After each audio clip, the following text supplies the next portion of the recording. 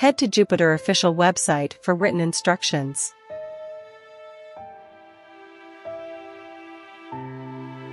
Open command prompt and type or copy the text from the instruction page.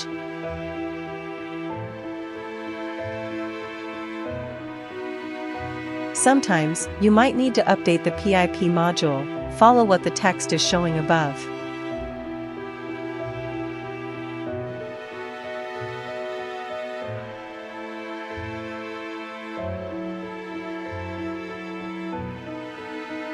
Once the installation is complete, type Jupyter Notebook in the command prompt and press Enter.